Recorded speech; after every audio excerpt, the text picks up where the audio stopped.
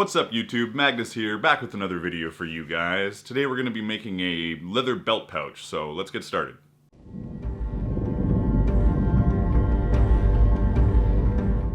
I'm going to be putting the pattern and artwork from this project on my Etsy store, so check that out. And if you're new to the channel, welcome. Make sure you subscribe and hit that notification button so you don't miss any of my videos. Thanks. Remember that I list all the tools and supplies for each of my videos in the description of the videos, so you can check that out. So I'm just using a scratch awl to trace the pattern, then I'm going to cut it out. The pattern is kind of evolving as I do this project because this is something I did from scratch specifically for this video. So stuff like hole placement I figured out later, which will be on the pattern on my shop if you're interested in picking that up. Could have just used a strap cutter here, but the lighting was good and the camera angle was good, so I didn't play around at all. Strap-in punch, totally unnecessary, but it makes it nice and rounded, so I just like how it looks. You can just cut it with some scissors or a knife if you don't have that punch. It's a bit of an investment right away. The Vegetan I used before was 6.5 ounce, and this gusset piece here is about a 5 ounce, which is a little heavy, I think, but it worked out okay. So we've got most of the pouch cut out, and now we've got to make a decision on if we want artwork on the pouch and what kind of closure we want to use for the pouch. So we got to think that through. I obviously want to put some art on it, so let's go over to the table and draw something up. If you've been around my channel for a while, you know I love Viking artwork. I'm getting pretty good at the serpents. My other animals could use some work, but I'm going to blow through a serpent sketch here, and then we're going to go through the carving really quickly. I'm going to put all of this in a separate video for you guys to look at, which will be a little longer and won't rocket ship through it. But this is a video on how to make a belt pouch, and I didn't really want to let the drawing and carving take up what could easily be 25 minutes sped up if I was being nice. I really encourage you guys to try and draw your own artwork, but if you're looking for artwork, I've got some of that on my Etsy store as well.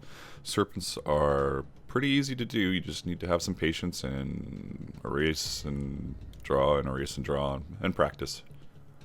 And inking your drawing makes it look awesome. So always pick up some pens and play with the inking if you're doing some kind of Viking artwork. Oh, what? I literally just performed a magic trick right there. That was amazing. So once you've got your image on your tracing film and your leather's wet, not too wet though, then you just trace your pattern onto the leather. Easy. Done. Same thing with carving. You don't want it too wet. You want it, I don't know, cool to the touch. I think this was actually a little bit too wet when I carved it. So we're just gonna blow through this really quick. Again, this whole process will be in another video, and actually is in another video. I'll link another video here that you can look at for leather carving if you want more information. But yeah, we've cut all our lines. Now we're gonna wet it again, just because it has dried out so much. We're gonna do all of our backgrounding, and there's different backgrounding tools. This is the one I always seem to go to. I just like how it looks. There's different sizes, so look in the description and find the links to these if these interest you, or find a different one that suits your style, whatever that might be.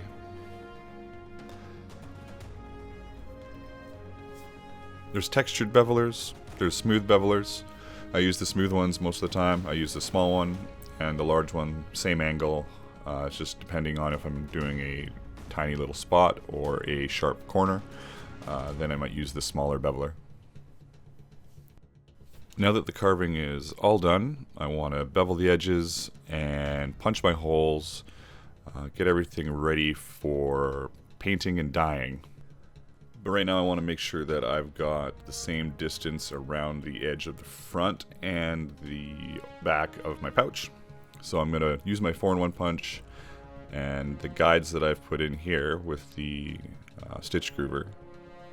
And I'm going to mark the corners and mark them on my pouch because, again, this is a new pattern and I haven't actually done that yet to the original pattern. So this will be on the pattern that you can download. Yeah. Now we're just going to go around the edge with the 4-in-1. I could use a sewing machine to get through this a lot faster, but sometimes hand stitching is nice, and for the sake of this tutorial video I thought it would be good to stick with the hand stitching.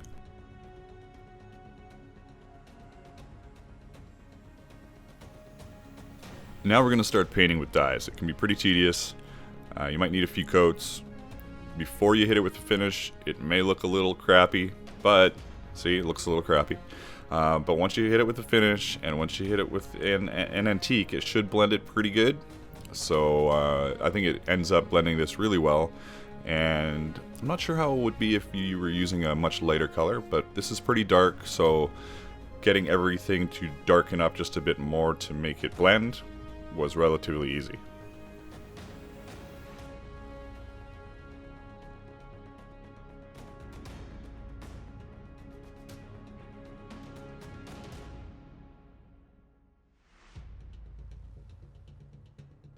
Now here I'm ever so lightly hitting it with the stitch groover because I want my holes to be the same distance from the edge on my gusset as they are on the rest of the pouch.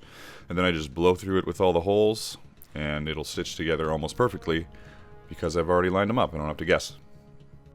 The gusset pattern is also a tiny bit long just in case there's some kind of error, and it can be cut once you get to the end of your stitching. So just remember that. Put all your holes in, go around the edge, and once you get to the end, cut it if it's too long. I burnish everything with wax usually. You can burnish with all these tools, but I prefer to use this burnisher. Tandy sells a burnisher like this actually that they've just recently started selling, like maybe within the past year. If you're interested in picking up a tool that's outside the realm of beginner tools, this is a good first one to get. This and like a bench skiver probably. The Tandy one has a sanding disc on the other side. This is just a converted grinder, so mine's just got a grinding wheel that I never use for anything. Once you've burnished your edges, make sure you clean them up. Buff off any excess wax and get them ready for finish. This Resolene works great for a finish or a resist. I've been using Angelus matte finish for a resist lately, but this worked really well. I thought it was it almost resisted too well actually. You can wipe this stuff on. It's just the spray gun is a recent thing that I've probably added to my kit in the last couple years, and I should have added it a long time ago. That was way too much gel antique, but you get the idea. It turned out nice. Quickly do some prep on our straps while we're waiting for the antiquing to dry. And then once the antiquing is dry, we'll get around to mounting those straps to the back part. But in the meantime, it's time to do some hand stitching. We're going to use some artificial sinew and stitch the front of the gusset to the front of the pouch. Now, I'm not a hand stitching expert by any means. There's a lot of people, they use 2 needles, they weave back and forth, they use stitching ponies to hold their piece. I'm going to do a running stitch all the way down to the other end, and then I'm going to do a running stitch all the way back to the other end. And when I get there, I'm going to tie it off, and that'll be it. Now, if you look at the picture of this pouch, you'll see that how this is being stitched on is for it to be flipped inside. So the side you're seeing right now is the inside of the gusset being stitched. It's like being stitched front to front because it's going to wrap around the front of the pouch.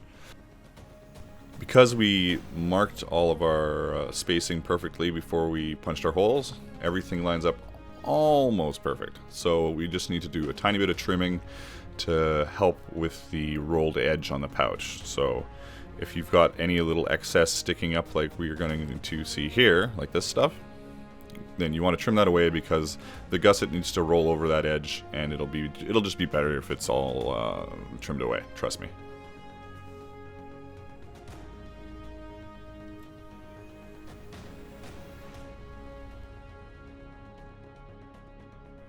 Loving the colors, it's looking great. Now that the back and flap have dried, we're going to mark the holes, punch them, and rivet the straps to it. Might almost be cooler to hand stitch the straps on since everything else on this pouch is hand stitched, but I leave that up to you. Just using some solid brass rivets. Nice and easy, super quick. A little bit blurry. Get them both done, and then after that it is time to figure out the closure.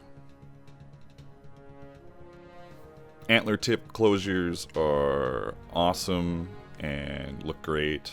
I've got a Fordham so I can power through this pretty easily. Be careful if you're drilling something like this. Put it in a vise. Don't be ridiculous like me. Easy and smelly. So I've added these marks to the front of the pouch for the pattern. It's just a spot where we can have a piece of thonging slide through easily and be adjustable. So I only had some 1/4-inch Kodiak lace kicking around, so I cut that in half, made it a lot easier. So look for an 1/8 inch, something, you know, well, look for something appropriate to the size of your holes. I guess you can put whatever size holes you want. We're going to thread that through nice and easy, and that will get knotted at the end so that we don't lose it.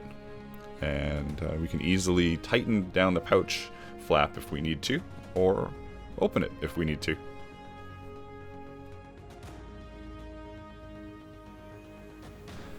Those little ends are a great spot to add some decoration, beads, bone pieces, split ends, what have you. Punch some holes. Artificial sinew again, we're going to stitch on the antler piece. Going to just go through it maybe 3 times, triple knot it at the back. And then we can move on to the last bit of the pouch, which is just stitching the flap and back part to the gusset. Another option people could try and do if they're interested is you can do a binding all the way around the back and flap that will wrap around the edge, and it'll also wrap around both the gusset here, this gusset part, and the back of the pouch. So it would be really thin leather. It could be maybe a 1/2 inch with you know, holes on either side, and it'll go, so you'll be going through 4 pieces really. You'll be going through your binding, through the back, through the gusset, through your binding again, all the way around, including the flap, and it'll do a nice, it'll have a nice finished look to it. And I just did not have the patience to do that today, and maybe I'll put that in another video in the future, but hand stitching on its own can drive me a little crazy. Hey, I could even go back and do it to this one if I wanted to. There's no gluing here. I could just take off the back and add a binding and put some holes around the edge. It'll look great. There's nothing like that feeling of being almost done, and everything working pretty good. There weren't any screw-ups really. I think I got a little bit of dye on the inside flap that I could touch up if I wanted to, but otherwise I'm pretty happy. Well, there you go, everybody. Pouch complete. The pattern and artwork for that pouch is on my Etsy shop if you need it. You might not. Not a big deal.